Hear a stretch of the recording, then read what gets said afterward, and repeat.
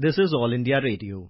In the program Spotlight, now we bring you an exclusive interview with Fr. Gharkongor, Chief Electoral Officer, Meghalaya, on preparation of Assembly election. Interviewer is Sushil Chandra Tiwari, AIR correspondent. Election process is going on in northeastern state of Meghalaya, and the polling is scheduled on 27th of February. What are the poll preparedness and what all the election commission is doing for increasing the polling percent?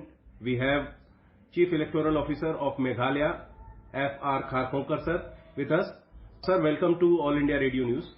What are the measures you have taken regarding the poll preparedness in state? Well, at the very outset, I would like to thank you for this opportunity to speak to All India Radio. Regarding poll preparedness, as you know, at Meghalaya, we have 60 constituencies. We have 36 constituencies we have in the Khasi Jaintia region and 24 in the Garo Hills region. So total there are about 60 constituencies. And in terms of the poll preparedness, various measures are already in place. The nomination process is just over and to the scrutiny. So we have a total of 379 candidates who had filed their nominations. And by the end of we know exactly how many of them are validly nominated. And out of this, 39 are in fact lady candidates. And in terms of the training, in terms of the logistic management, all the measures have already been taken, they are in place. And just last week I have just come back from a tour of the Garo Hills region, which is the other part, which is on the western part of our state, and I have reviewed all the districts there. And also in terms of law and order of the security, this time we have received about 120 companies, and 40 companies have already come in a few weeks before. These are central forces? These are central forces. These are the central paramilitary forces. And the remaining 70 odd forces, they are coming just after Tripura polls. So I have in fact myself visited some of these places where the CAPF are being stationed, right up to the Indo-Bangladesh border at Dalu also. I had myself gone and physically inspected and interacted with the CAPF. And right now they are doing area domination. And in terms of the law and order situation, things are largely under control, barring a small incident which took place yesterday, but that is also under control because the 2 FIRs have been lodged and soon arrests will also be made.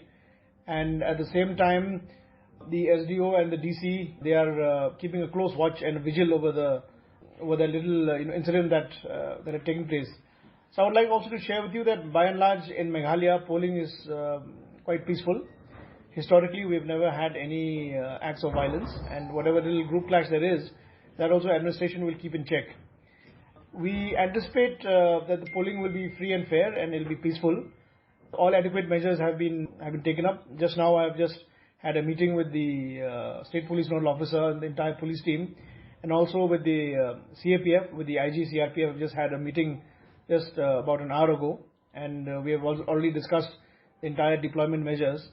And Sir, Meghalaya shares a long border with Bangladesh and other neighboring states also. Yes. So what are the preventing measures you are taking to avoid such kind of incidences that has happened, and also that nobody can interfere in the election process? So with regard to the international border, we do have a long international border with the neighboring country of Bangladesh.